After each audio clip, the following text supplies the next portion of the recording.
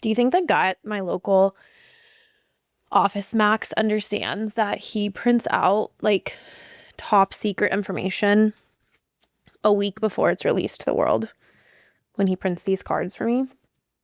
Thought about that today. I was like, is that important to him? I hope so. It's important to me. I really appreciate our, unwritten confidentiality agreement that we have. Very unofficial. Never addressed. I'm fixing my hair. He's a real one. There's actually a few different ones I've seen, so they're all real ones. Welcome to The Good Stuff, a podcast brought to you by The Good Word Co. This is your host, Caitlin Piggott.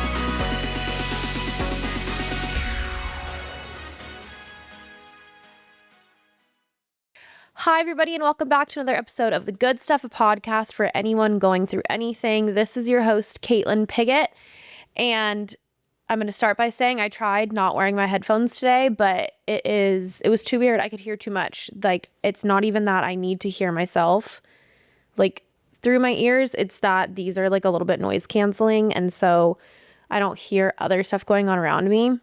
I lasted 15 seconds. I'm going to get another thing out of the way. I am drinking some non-alcoholic rosé for this episode. It really is non-alcoholic. The bottle's right there. So I could show you guys because I know you guys might not believe me. 1 second. Big stretch. See? Hopefully this focuses. It's delicious. This Thompson & Scott naughty de-alcoholized rosé. Open for sponsorships. The Good Stuff is. It's delicious. And today, just like, based off of like today's conversation, it just called for like not coffee.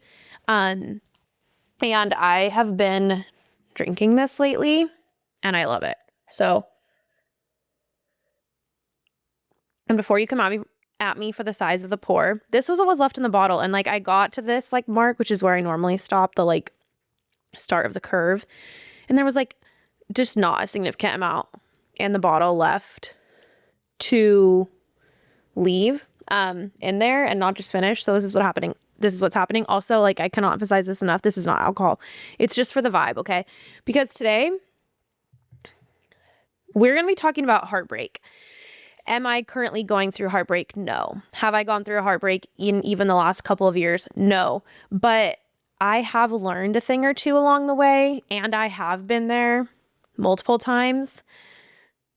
And in my maturity and reflection and the fact that I'm the one who owns this equipment and puts this podcast out, I feel like I have something to say. I really do, because I also feel like I give friends good advice when they're going through a breakup.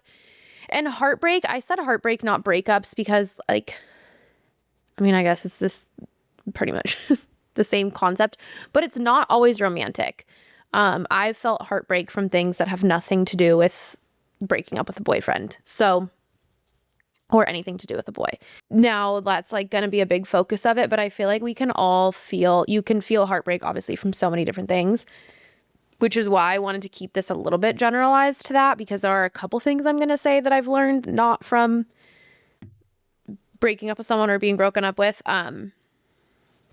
Yeah. And I also just feel like it's one of those kind of like grief or loss or some of the other topics that we've discussed on here, where it's like one of those great neutralizers of just the human experience. Like, chances are you're going to have your heart broken.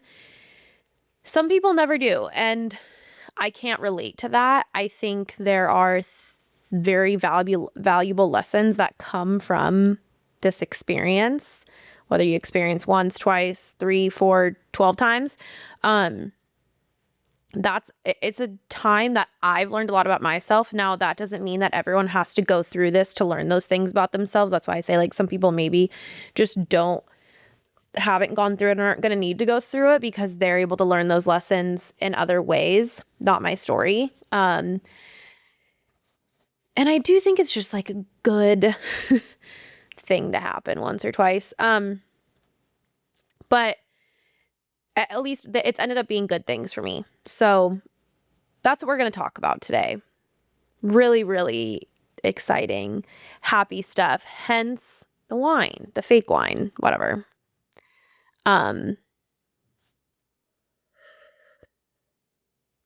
Okay. It really is good. I recommend that brand. There's a lot of non-alcoholic beers I like. Wow. I am speaking. You guys might not believe me. There's also a lot of non-alcoholic beers I like. Athletic, obviously, I feel like everyone knows that. There's this new brand in Arizona that I tried recently called Rhinestone that's really good. I don't know if you can get it. I think you can get it online, and then I think there's some stores you can get it here. There's another one called Partake. I really like their IPA. What are some others? I'm sure I'm forgetting. The ones that taste the most like their like the alcoholic virgin. Oh my God. Version. Corona tastes exactly the same. I cannot tell the difference. And then the Coors Edge tastes just like a Coors Light. So anyway, free just advertising for those companies and just knowledge for you all to have as we enter. I mean, I feel like a lot of places, definitely where I live, and I feel like a lot of other places too, the weather is turning a corner in a good way. So we're like outside more. You might find yourself by some water or something, and like a body of water, and wanting to pick up something other than alcohol. Anyway, there's my suggestions. It has nothing to do with heartbreak. Actually, that's not true. I feel like alcohol and heartbreak go hand in hand a lot of the time. Okay.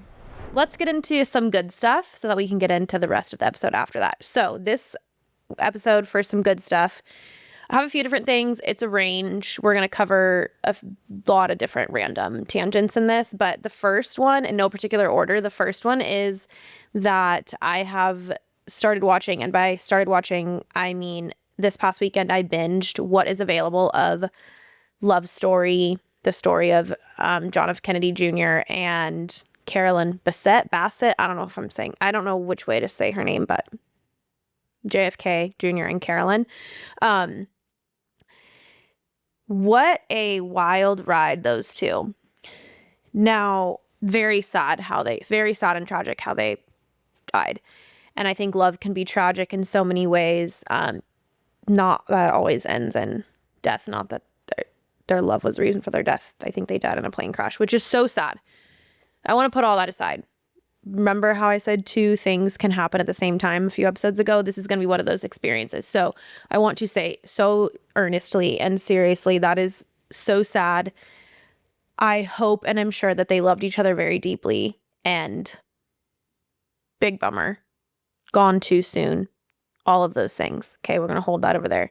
Now over here, a very unexpected but real thing I'm feeling, not that this has anything to do with me, but in watching this show, something that has brought up in me, I miss my grandmas. Now, both my grandmas have passed away. My Nana passed away over 10 years ago. Probably just about 10 years ago. I said that with too much confidence. 10, 11 years ago. And my grandma passed away 2.5 years ago. Anyway, that's not really relevant to this part of why I miss them. Obviously, I miss them every day for so many reasons. I miss that they don't get to experience real life things with me. Okay. Also putting that aside, maybe there's more than 2 things going on here. There's maybe 4, but something, and I say that this show has made me miss them because you know what I want? I want to be able to call one of them up and be like, please tell me what this was like in real time. Because I mean, the tabloids, the paparazzi, the fact that these two were fighting in Central Park. Also, did he hit her? I feel like that's something that people aren't talking about as part of this show.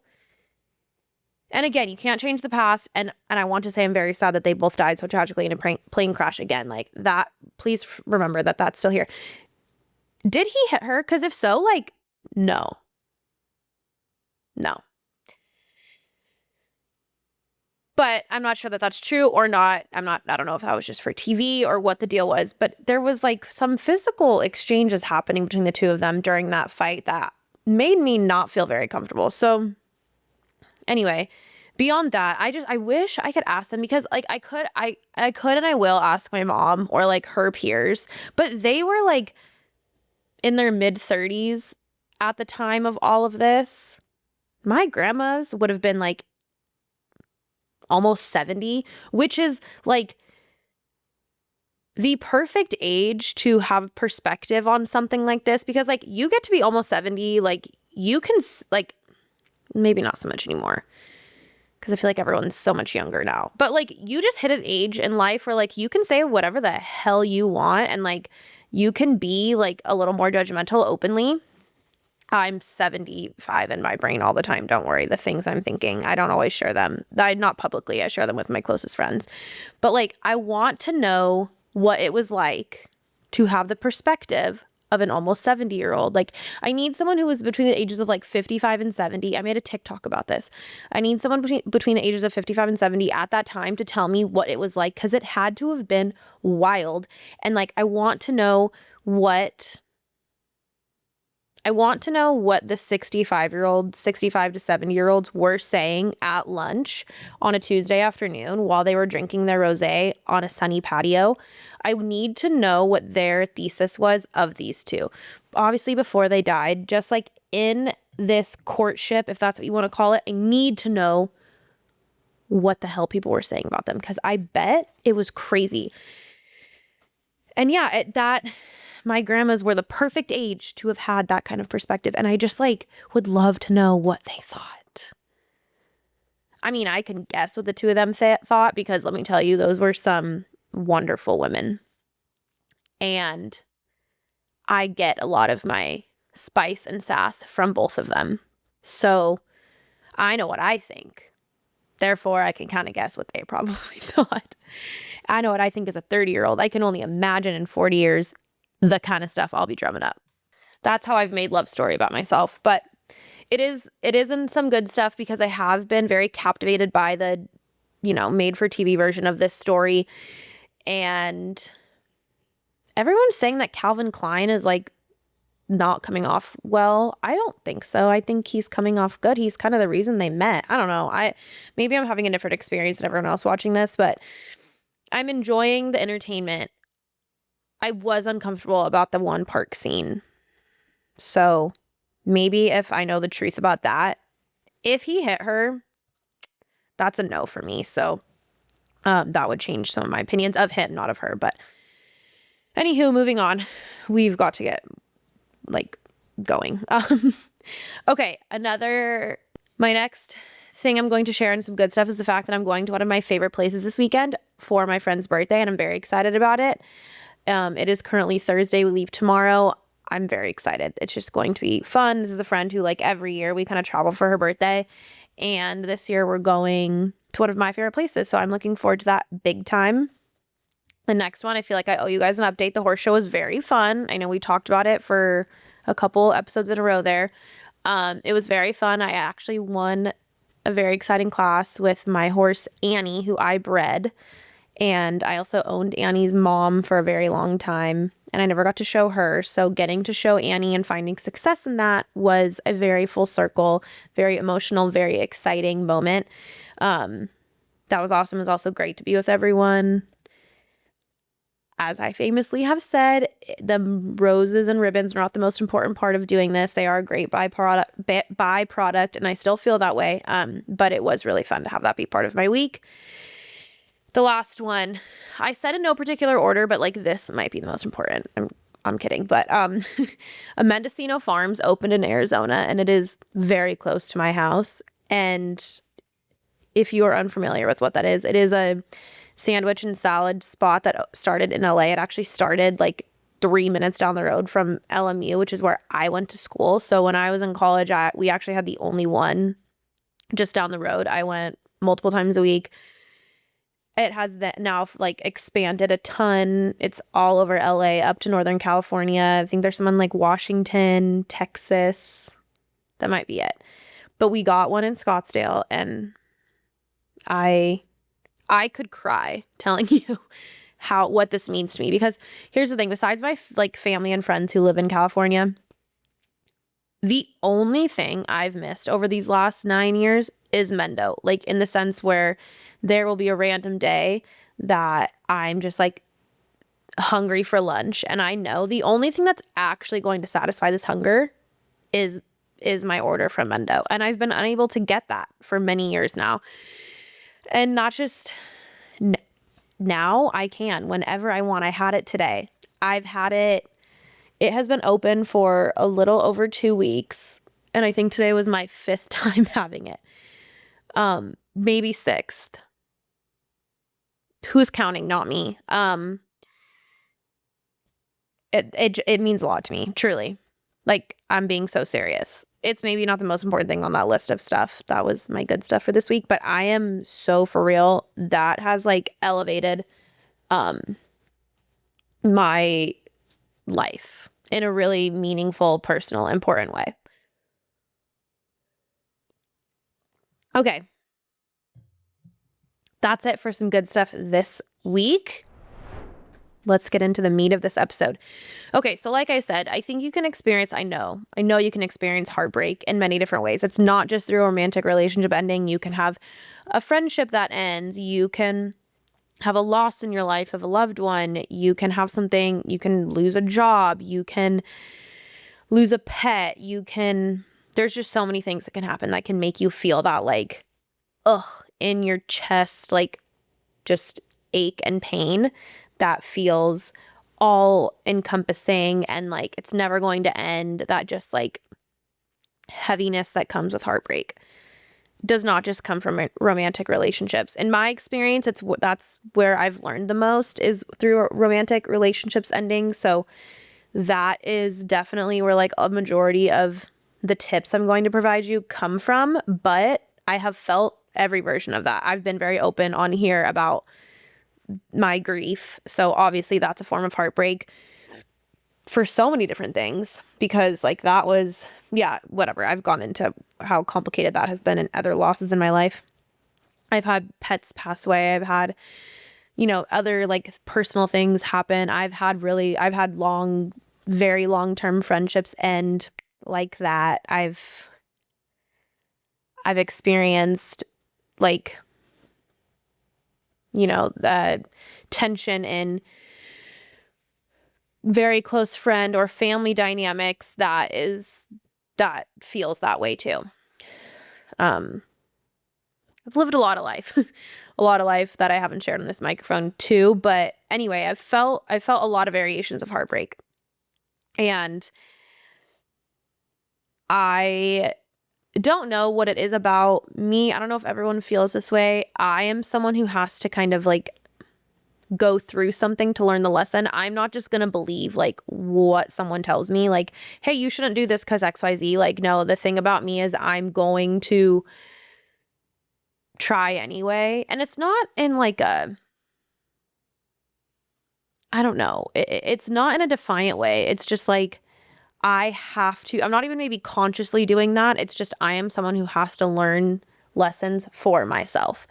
And so I think part of that being my personality means maybe that's probably a big reason why like heartbreak teaches me a lot. And really going through it, because like I'll share with some of these examples, like in some of my heartbreaks, like putting it in the romantic context, people give you so much advice. They're like, just do this and just do that. And like, at least the first time, you just don't believe people. So anyway, all that to say, I've learned a lot through the things I've gone through. And I hope, ironic for me to be like, I don't listen to people. Ironic for me to like be putting out an entire episode dedicated to the fact that I think you should listen to some of the things that I have to say about the situation. But whatever, once again, I paid for this equipment.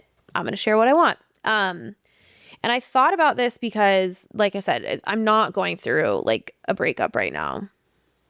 Do I have other kinds of heartbreak in my life at the moment? Yes, that are very real and coming up to the surface in new ways that are definitely not for the internet. Sorry, guys.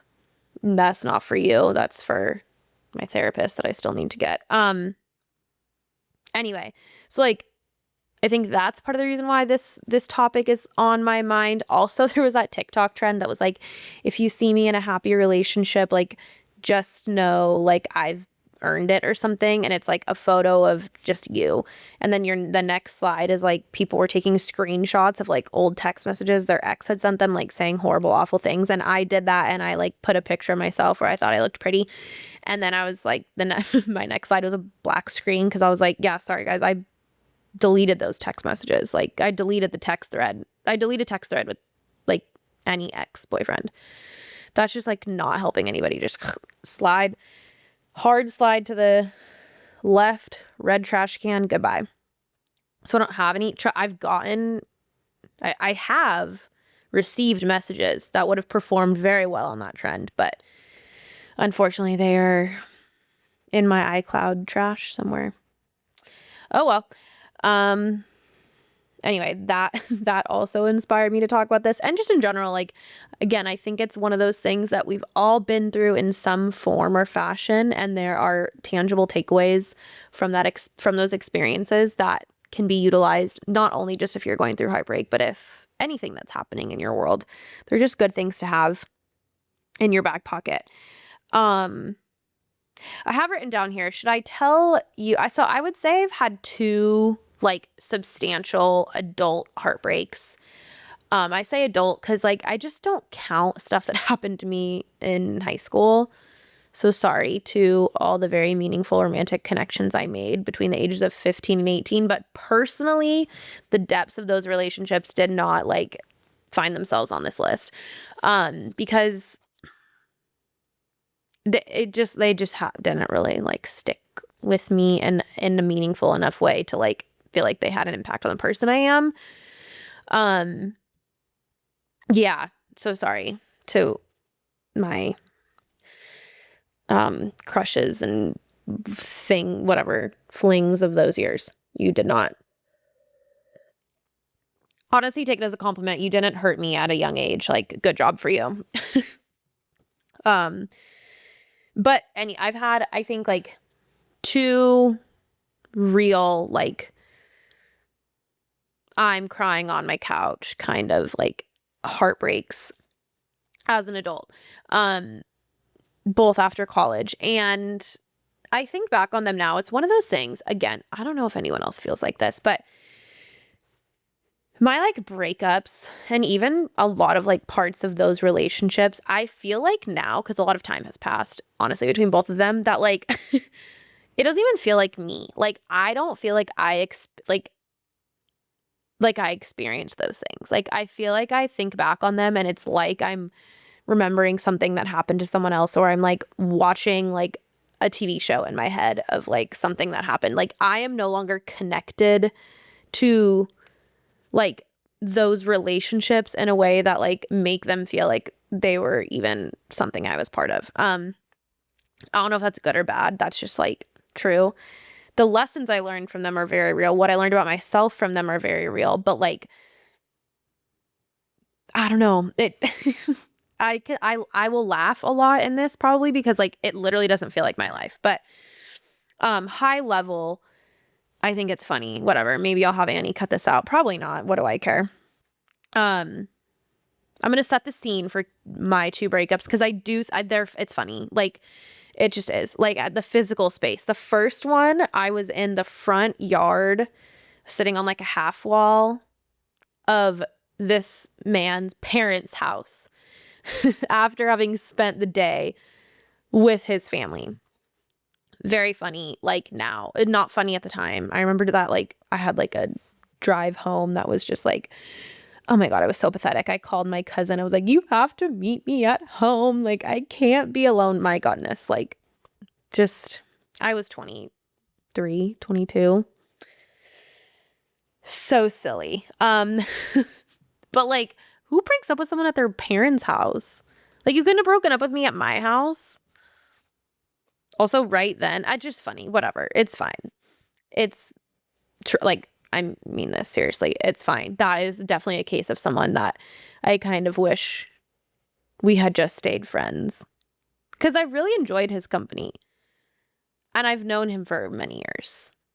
We haven't spoken in many years as well. But he is, yeah.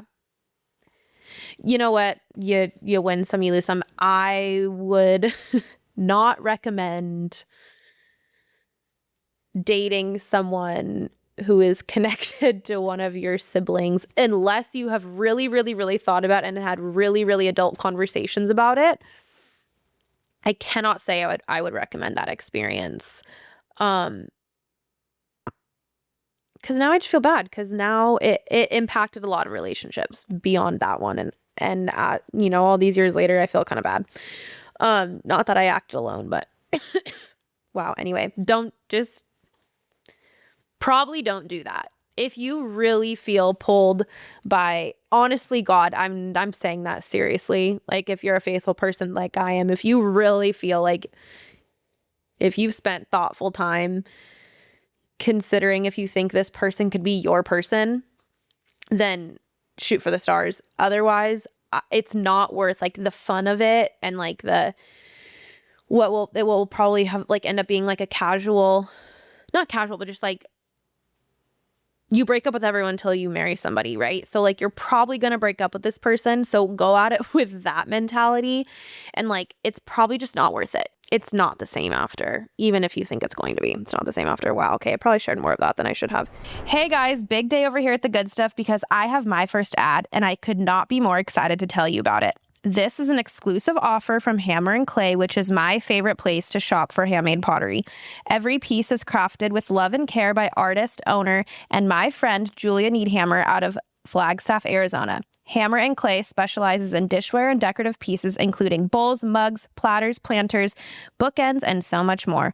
When my grandfather's horse passed away last year, I asked Julia to make a vase and incorporate his horse's hair into the design.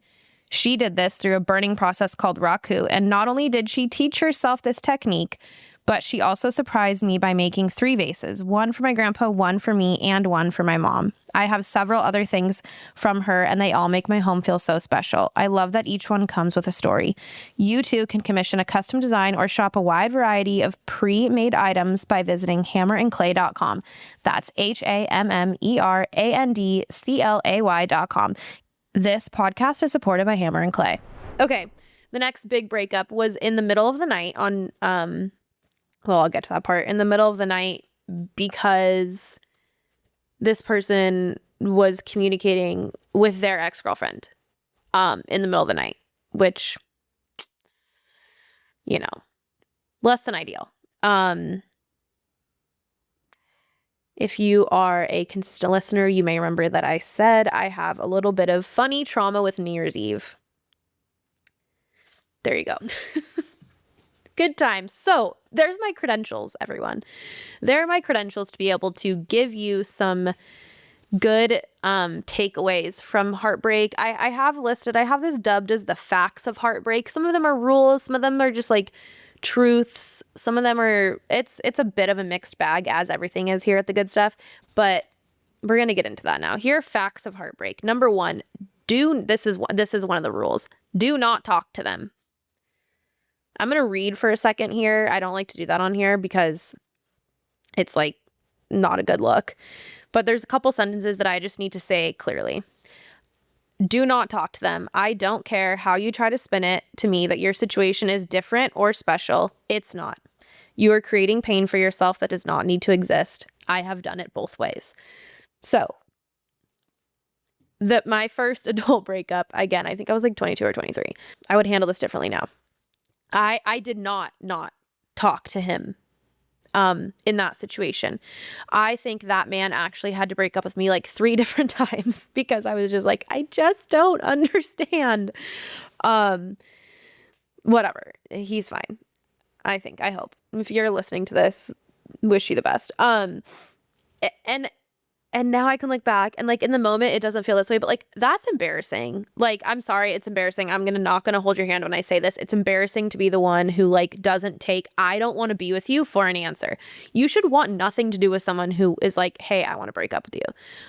They're literally saying, I used to want to spend time with you and do fun things with you and like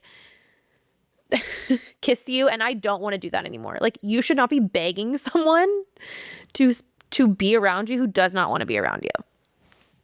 Okay? Again, I'm just going to you just got to lay that kind of stuff out there. And then the next time that I experienced a breakup, which I was older, in a lot of ways, it was like a much more serious relationship. And I remember we had a conversation, and I left that and I was just like, hey, like, I'm walking out this door, like, say what you need to say. when I walk out that door, never talk to me again. Like, get out of your system what you need out of your system. I'm going to get out of my system what I need to get out of this system, and then leave me the fuck alone. And that breakup and relationship was like so much easier to get over. And again, I was older. There was like a lot more involved. Like, it should have been harder for me to get over that, like, hypothetically speaking, than my first one. And it was not. I pretty much, like, I remember going to my parents after that. I do think I maybe called him on my car ride home and I was like, I have one more question. Got it answered. Never, like, no more contact. And I think, whatever. That was it.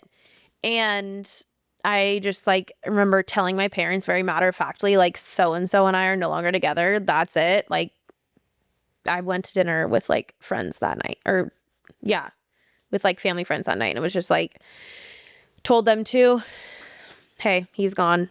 We're done. Whatever.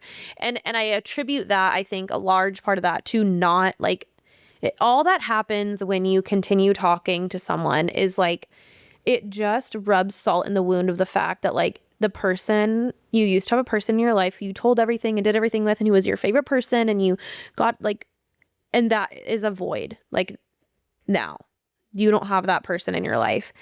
And by talking, you're not talking, like, if you're continuing to reach out to them and have a conversation with them, you're not talking to that person anymore. Cause, like, you've both agreed, or they have taken themselves out of that role or whatever. Like, you're not talking to your favorite person that you do everything with. You're talking to a different version of them that all of that does is remind you that, like, they're not that person anymore. They're not that person in your life. And it's not, like, it's just not a good idea. And now, I'm not here to say that, like, you cannot get back with someone who you've broken up with and taken time apart. I don't have that experience. I know some people who have done that, and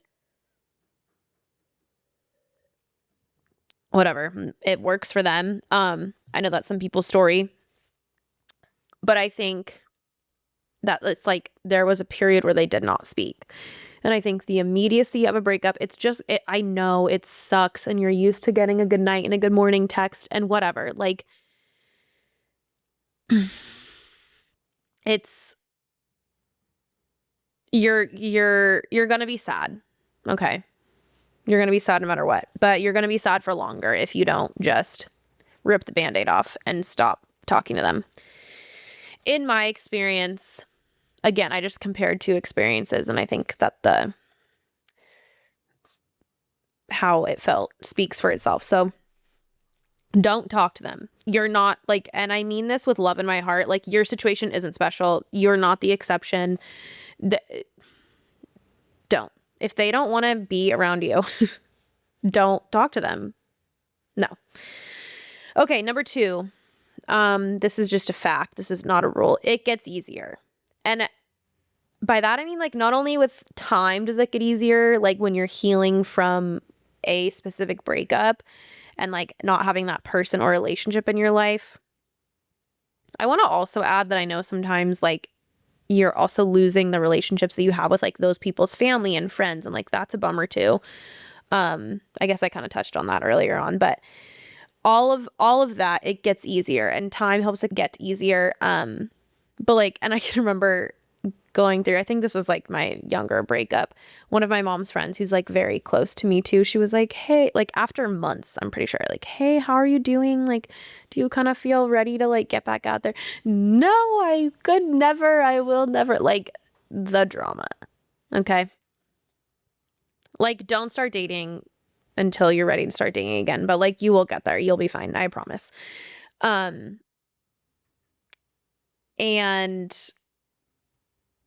like, I think the first time it happens, you really feel like no one's ever felt this way. And, like, the situation is special because it's yours. But then you realize, like, no, everyone's been through the exact same thing, and you're going to be okay. And also it gets easier in the sense that, like, like I just said, like my second real breakup was easier to navigate than my first because I lived the experience of my first. I did not want to be that pathetic again. And looking back at those two men, like I am glad I was more pathetic with the person I was pathetic with. Like I do think that was like an overall safer experience for me to have embarrassed myself in front of that person in that way than the other person. So again, if you're listening, shout out to you. Like my bad. Not my bad, but like you're a tough person. I was so annoying, I'm sure. And yeah, your version of that story is probably funny. Honestly, I'd probably laugh at this point. All right. Number 3, heartbreak teaches you things about yourself. And I would say that heartbreak is like one of those things that has taught me the most about myself, and that I've learned more about myself going through heartbreak than I did than while being in love. Now, maybe that's because it didn't work out. And so I don't have like a lot. I mean, obviously there's things from both relationships that like I continue to take forward and like will look for and whatever. But I think it's so unique because you get a chance to just like reflect on who you were as a partner, who you were as a friend during that time, who you were to yourself, like, and not just to that person, but the people around me. Like that's been something in my experiences with like going through a breakup, I had to be really honest with myself that like I was not the best friend I could be or as good of a daughter or a colleague or whatever. Like I very much, which I think is good. Like it's good to prioritize your romantic relationship. But I think at a certain point, I don't think you have to put, if someone's just like your boyfriend or your girlfriend, I don't think they should be the one thing in your life right away. It can develop to that, of course. And then as you like move through life and make different decisions with one another, if you decide to like get married or something, of course that becomes your number one person, but like not your boyfriend of 2 months. Don't do that. I've done that. Don't do that. Oh, whoops. Like, don't make that person your end all be all. Number one priority in your life. And you're just like forced, when you go through a breakup, you're forced to like take stock of your life and like the person that you are and be like, do I like myself? Like, did I become a version of myself I don't like? What did I like take from that relationship? What do I want to leave behind from the relationship? Like there's just a lot that you can look at and it makes you recognize like what parts of your life, again, you were like maybe ignoring or like not putting as much effort into because you were distracted for lack of a better word, by this relationship. So you can learn a lot about yourself.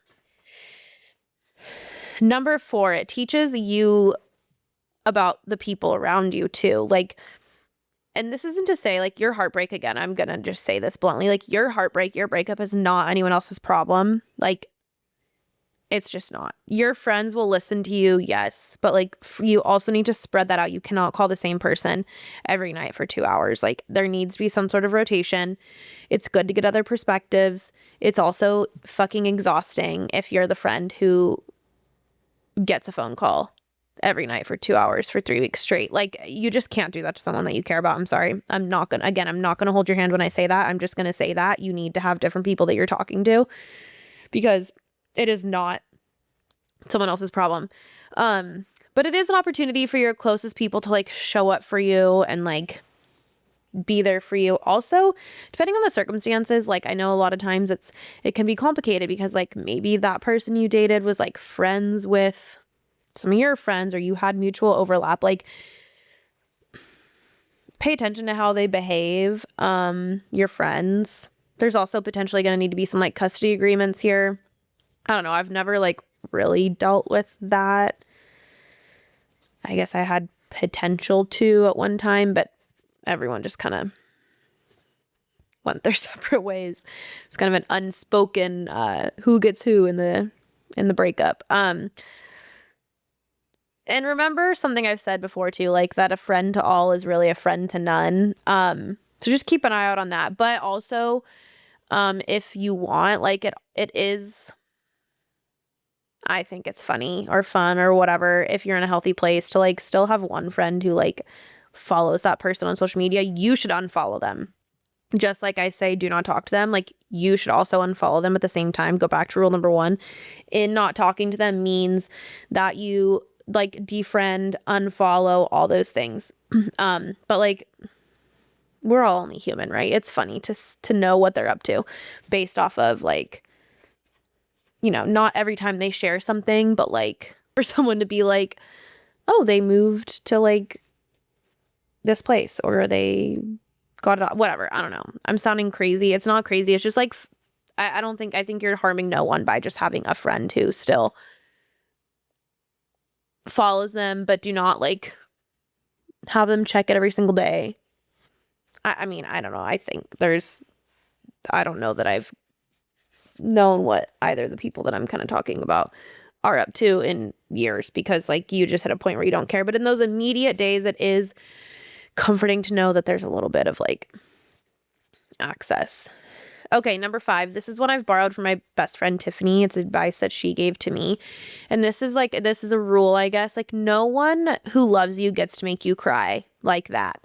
And she said that to me sitting across the table from her after one of my breakups. I don't really think it was me. Whatever. Doesn't matter. It must have been the first one if I was like this visibly upset. And I was telling her all these things, and she was just like, look, here's the thing. Like, someone who loves you is just not going to make you feel that way.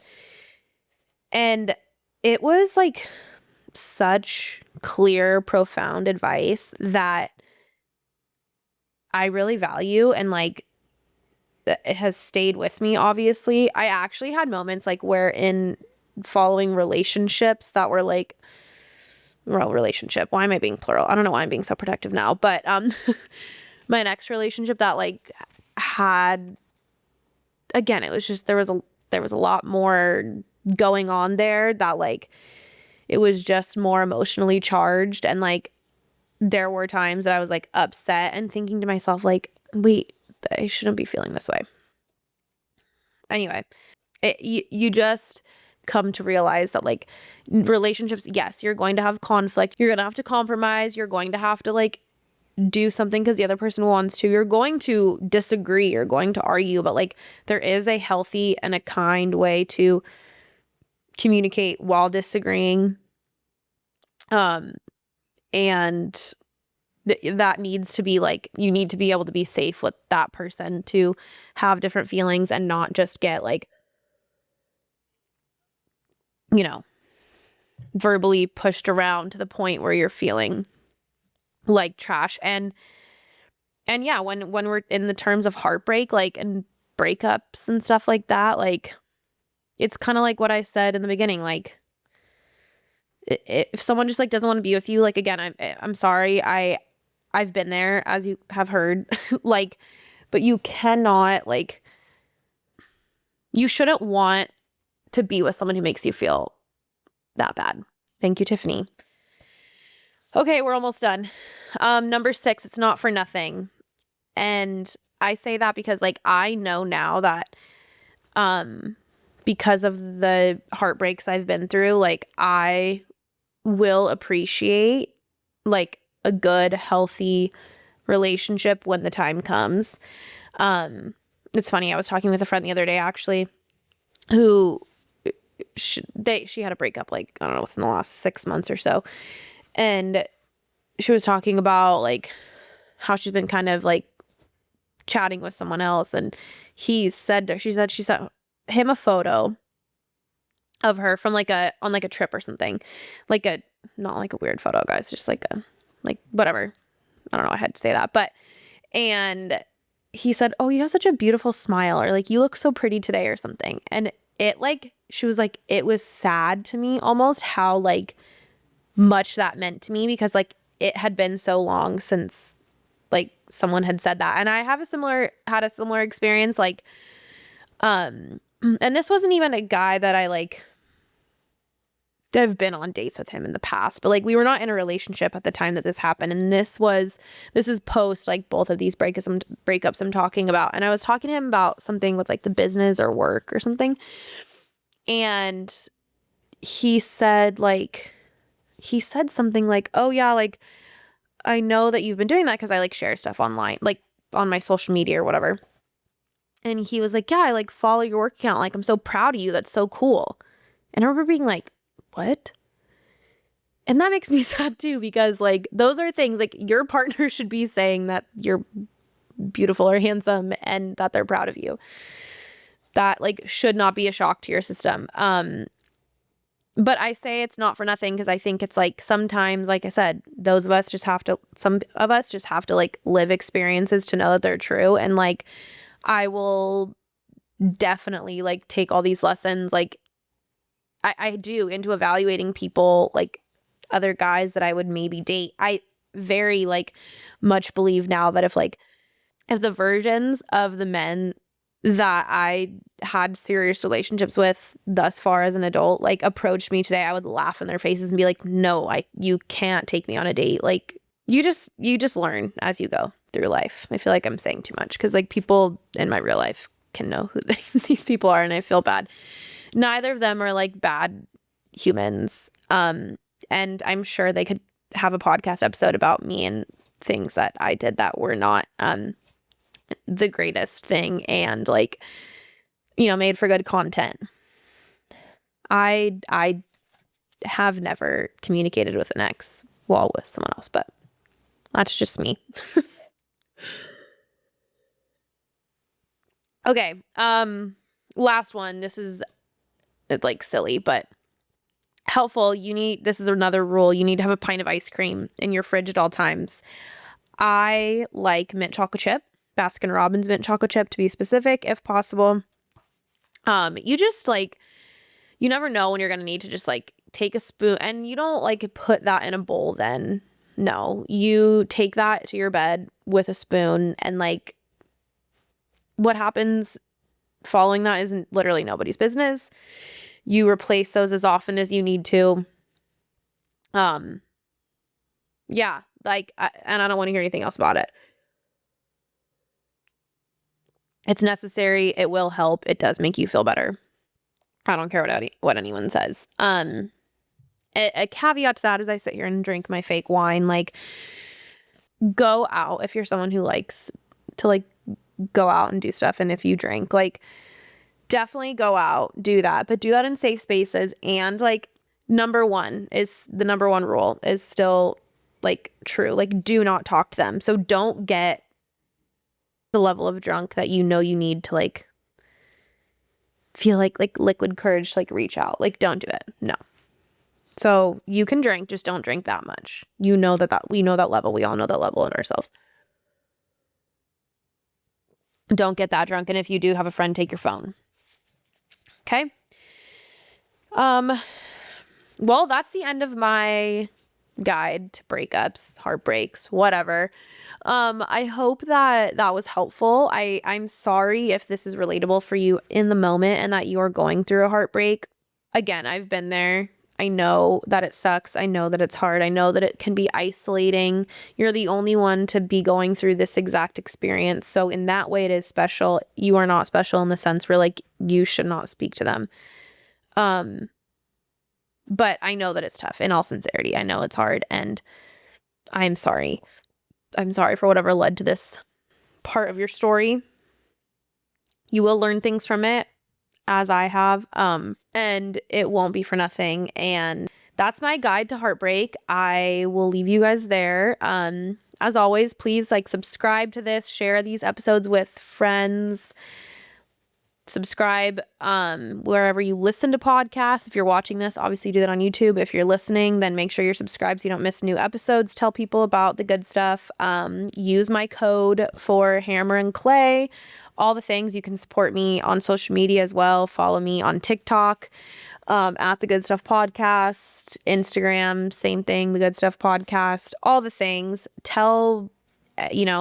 As always, I'll plug my business too, The Good Word Co. If you work with a nonprofit or an organization that needs help with their fundraising or communications or grant writing efforts, send them my way. And yeah, thank you so much for listening or watching, and I will talk to you guys next time. Thank you for listening to another episode of The Good Stuff. Your host is me, Caitlin Piggott. Follow The Good Word on Instagram at the.good.word.co. And follow the Good Stuff Podcast at the.good.stuff.podcast. To reach out about this podcast, email contact@thegoodwordonline.com. Graphic design work was done by Sugar Pine Design. The photo on my cover art was taken by Bella Claire Photography. And the intro and outro audio was done by David Nolf. Do you ever find yourself just so confused how you're feeling two opposite emotions in the same moment? I know I do, and if you do too, then go listen to my episode about two things being true.